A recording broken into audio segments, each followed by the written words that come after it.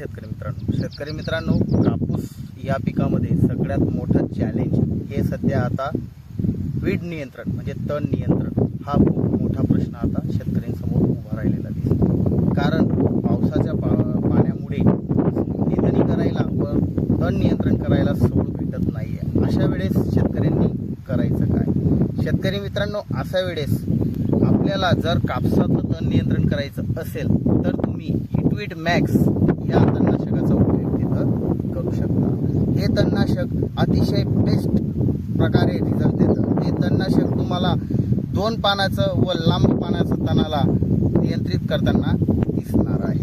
हे जाड पानाचं तणाला सुद्धा कंट्रोल करत असतं. किंवा तुम्ही तिथं घासा हे एक तणनाशकाचा वापर करू शकता.